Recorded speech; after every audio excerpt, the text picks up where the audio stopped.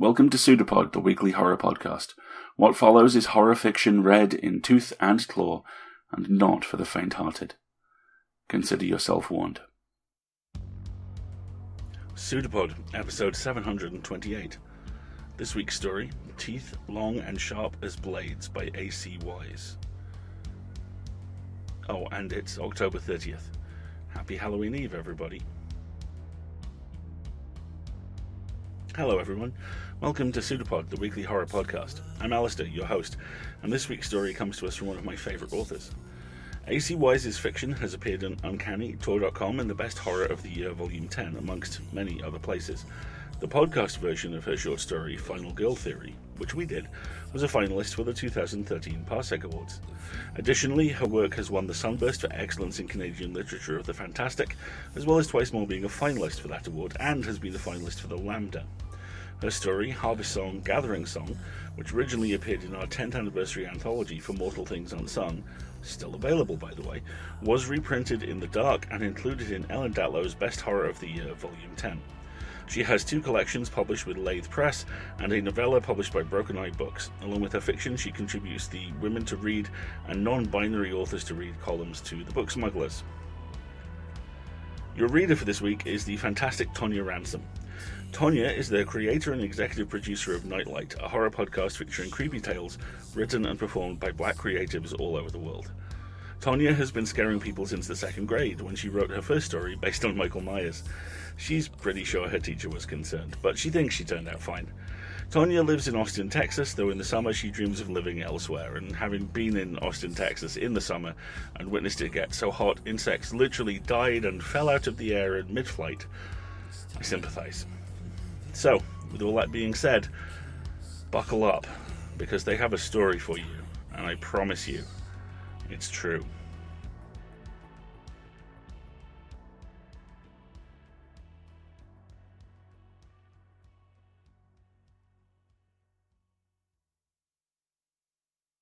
Teeth Long and Sharp as Blades by A.C. Wise, narrated by Tonya Ransom. Have you ever thought about how fairy tale heroines are like final girls? We survive poisoning, curses, imprisonment, mothers who want to cut our hearts out and hold them in their hands. But we survive, and our survival is an object lesson. Act this way, and you'll be all right. Be pure of heart. Be kind to strangers. Don't go into the woods at night. It was supposed to be a joke, a stupid prank, a sorority dare. They were never going to let me into their sisterhood. I know that now. But back then I was naive. I was trusting. I walked into the park at the far edge of campus. I stood at the line where the impenetrable shadow met safe halogen glow, facing the trees bordering the neat lawns, dense enough to be called a wood. And I didn't question why I was the only freshman out there, shivering in the t-shirt my mother bought me from the campus store the day we toured the school. The red shirt read, "Get Jacked," over a white line drawing of a lumberjack, our team mascot. Its hem barely met the waist of the stupid booty shorts Angelica insisted I wear. All I had to do was stand there, dressed like an idiot, and sing the school fight song all the way through, including the verses no one remembers anymore. Then I could come back inside. It was supposed to be safe. I wasn't even out there alone, though I didn't know that at the time. Brian, a pledge from a sibling frat, was hiding in the bushes. He was supposed to jump out wearing a wolf mask and scare me. Instead, he ended up holding my guts in his bare hands, sobbing as he called for an ambulance. He rode to the hospital with me, holding my hand, but when they wheeled me inside, he stayed in the parking lot. Eventually, he called an Uber back to campus. I heard all this secondhand. After that night, I never saw Brian again. Do you want to see my scars? Everyone always does. Even if they don't intend to ask, they eventually get that look in their eye. Maybe a corner of their mouth twitches. They look away and phrase it like an afterthought. "Oh, by the way," and then their eyes go wide. It's always worse or better than they expected. Maybe some people think they'll actually see my intestines still hanging out like ropes after all these years. Whatever they expect, I'm never it. Then they stare and stare and stare, forgetting I'm even here. Us final girls, us heroines, our trauma is a lesson we survive over and over again for your entertainment, to teach you how to live. See? When I lift my shirt up, you can see the marks all the way from my hip to my underarm. There are other scars, too, but you don't get to see those. Of course, it isn't the same shirt. Don't be absurd. I bought a new one. I stood on the edge of the dark and faced the trees. There wasn't anything to see except the shagginess of them, the way they were indistinct in the purple-brown muddy night. I never did get around to singing. I opened my mouth. I took a step, just one toe closer to the shadows, my heels still on the path, never fully leaving the safety of the light. Why? Did I hear something stir in the dark, a vast impossible mystery ready to open itself up and swallow me whole? Or was I drunk and just trying to keep my balance? It doesn't matter. This is my story, but when you hear it, I am irrelevant, a moral in the shape of a girl, an object to be acted upon. The darkness surged. I don't remember it making a sound. I did, but it wasn't a scream, only the thud of my head hitting the ground. I couldn't see. I couldn't breathe. Weight crushed me, massive paws on my shoulders pinned me down. Then tearing, and pieces of me on the outside of my body that should have stayed inside. The heat and the smell. Do you know there hasn't been a reported wolf sighting in this area of the country in almost 50 years? We hunted them near to extinction, drove them out of their natural habitats, killed off their food sources, and left them to starve. Contrary to popular belief, it's very rare for a wolf to attack a human being. Why would they? Too much trouble. They prefer easier prey, the small, the weak, but in a pinch, they'll eat anything. All starving things will, given time. There are places where wolves live off of our garbage like carrion birds, like coyotes, but don't let them hear you call them that. I don't know if that's true, but it sounds true, doesn't it? A good story is more important than reality most of the time. Wolves don't like to come close to the city. They don't like the light, the scents, the noise. I should have been safe. I wasn't even alone. But we're never as safe as we think we ought to be. Wolves don't even come this close to the city, but knives don't leave scars like these. So what were you then? I've wondered for years. Were you sick, hungry, afraid? Were you born one way, but transformed into something else? Do I look like a deer to you? Were you ever a wolf at all? There is an impossible space between truths. That is where this story exists. That is where creatures such as us belong. Of course they searched the woods, carrying rifles, both the tranquilizing and the regular kind. For weeks, the edge of campus sprouted white tents filled with coffee and radio equipment and folding chairs. There were sawhorse barriers and fluttering yellow police tape. They never found anything. Or not what they were looking for, at least. I was in the hospital, so I missed the whole thing. I heard they turned up a vagrant, living in a shelter made from an old mattress and a tarp, the kind you can buy from any home supply store.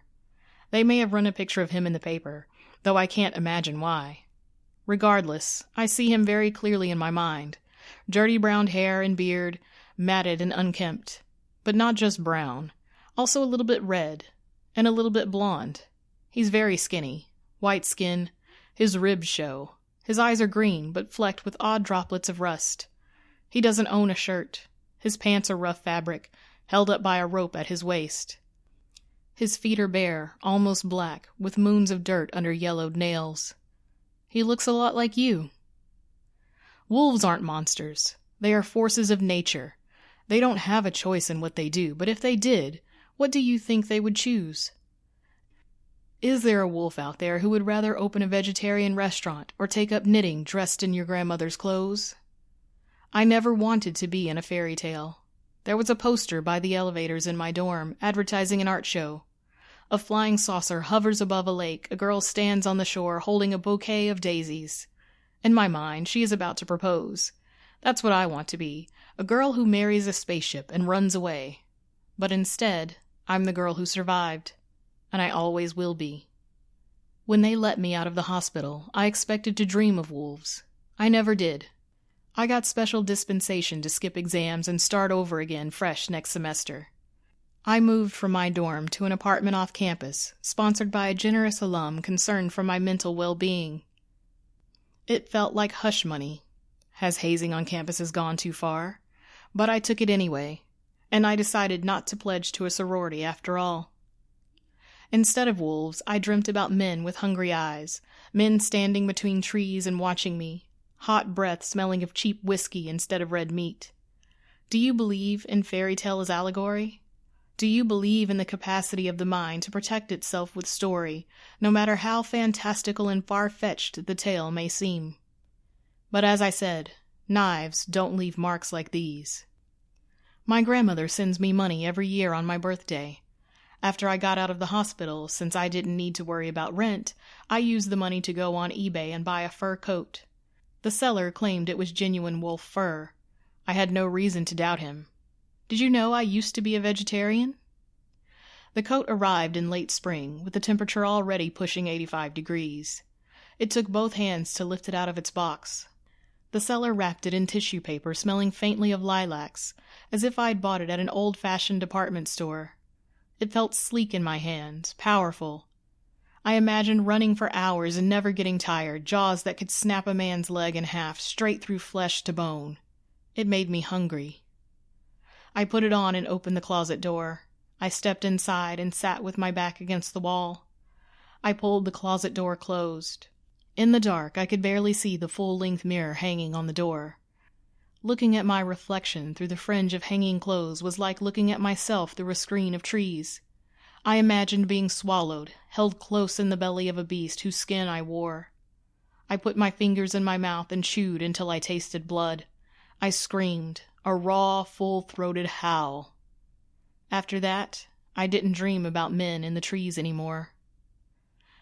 Would you like to know how this story ends? You've noticed the camera, yes?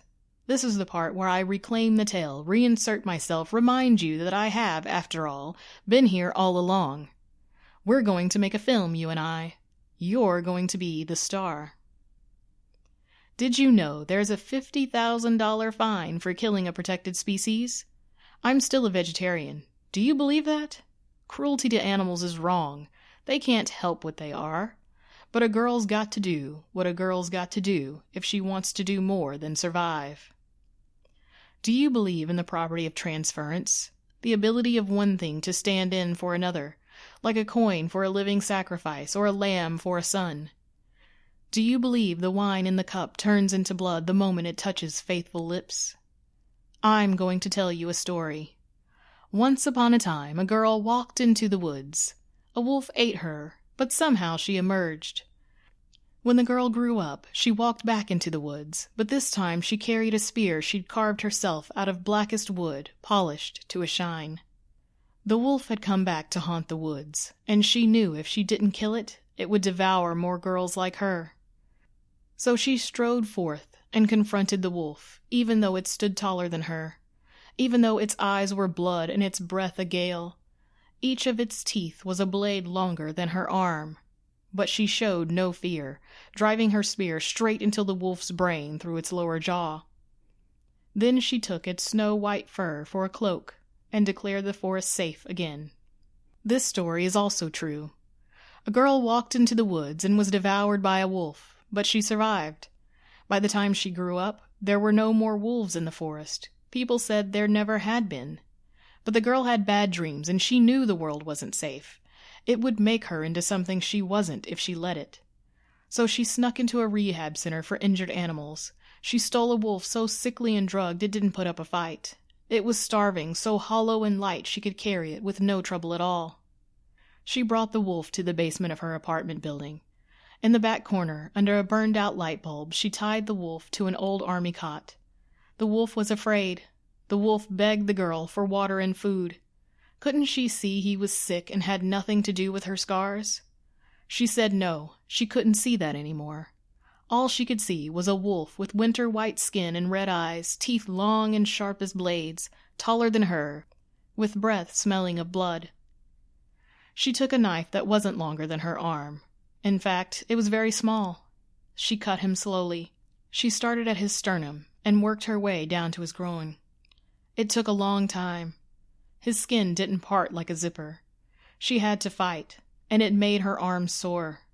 The smell was very bad, and the predator screamed the whole time and told her she was wrong, wrong, wrong. He wasn't a wolf at all.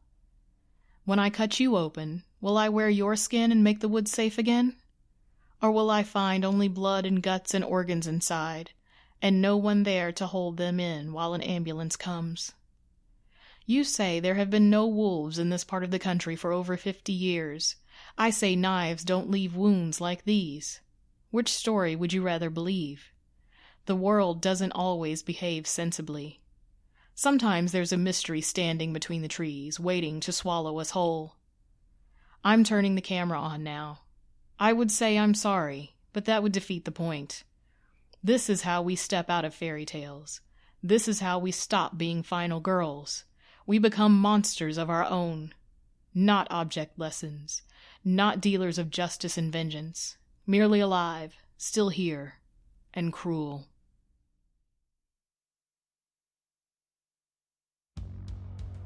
Wow! What a story. What an amazing detonation of horror and terror and fear. What an unflinching look at the scars of trauma, physical and mental alike.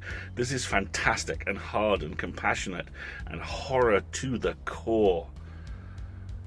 The horror in a story, as regular listeners will already know, is the thing I always like to search for and talk about in these end caps. And here it's arguably more mercurial than it is with many of the stories we feature. It exists in reality on one visceral level, the horrific assault the main character endures and survives. But here, that horror is closer to a note on a gong than it is the sun around which the story orbits. Here, the horror resonates, blurs the vision, blurs the lines, lets reality and fantasy curdle in a manner that is ultimately even more disturbing than the raw truth. Because that truth is that she was attacked. That is undeniable. That is horrifying. The uncertainty of what happened, though, that's where things start to build. That's where they become, I would argue, nightmarish. The starved and desperate wolf is the same sort of polite explanation as, oh, he left early with a friend, or I'm sure she'll call tomorrow. It's a hurriedly painted over crack in the world with something hungry and cruel, or too often desperate and terrified on the other side of it. Something which may very well, in the context of this story, walk on far fewer than 4 legs. There's a lot to unpack here, and the story shifts depending on where you stand. Looked at one way, this is akin to classic slasher movie Black Christmas, especially the most recent version, which folds the rampant misogyny of the last few dozen decades into the calcified chauvinism of some Ivy League establishments and the hoodie-wearing sociopathy of the tech bro disruption cult to create something which is equal parts pulpy and murderously, righteously angry. Looked at another way, this is that old truism once again, Freed Quinn's Banquo. The true horror is seeing something approach and knowing it is not the first time it has done so. The veneer of society stripped away to reveal just how close we are to the wild at all times, and just how close the wild is to us. Walking back to my tent in Yosemite almost a decade ago, I was acutely aware of the fact something in the tree line was keeping pace with me. Walking back to my student house a decade or so prior to that, I was acutely aware of someone keeping pace with me. Just outside the firelight, just inside the tree line. We don't always see them. They always see us. And that brings us to the final level of horror here. The fact that the lead pushes back, and in doing so, in trying to reclaim her agency, trying to reclaim control of her story, she ultimately becomes the mutable protean thing that mutilated her. It doesn't matter who or what her victim is, it just matters that he's her victim, and more importantly, more horrifyingly, that other people get to see that. She wants to send her message, wants to warn others of what's coming. What she's doing is anything of the sort that she thinks it is. It isn't remotely helpful, because in the end, this is a warning written in blood. And a warning written in blood could just as easily be a threat. Or a promise. Startlingly good work from all. Thank you. For $5 a month at Patreon, you get access to our audio vault, which is full of all manner of goodies. For more, you get access to surveys, merchandise, the whole bit. For $5 a month at PseudoPod, it's just the audio vault. That's accessed via PayPal. But either option works for us, and please believe me, both are needed. I know the off-ramp from talking about a story to asking for money is always a little severe, and this week in particular, we are kind of embracing it. But the simple truth is this: we have no other income source. It is all donations with incredibly scrappy, very occasional advertising. And in order to grow, we need those donations to grow. So if you can, please help out. And if not with money, perhaps with time. Help us raise our profile by leaving a review on Apple Podcasts or Google or whatever your podcatcher of choice is. Tweet a link to an episode, write a blog. Trust me, it all helps. And on behalf of all of us, thank you. We're back tomorrow, it turns out, with what we talk about when we talk about cooking country and the Halloween parade. The former written by Jamie Grimes, Kitty Sarkozy, and Jessica Ann York. The latter by me. Then, as now, will be a production of Escape Artists Inc. and released under a Creative Commons Attribution, Non-Commercial, No Derivatives license. And we leave you with this quote from Cabin in the Woods. I thought there'd be stars. We are abandoned. See you tomorrow, everybody.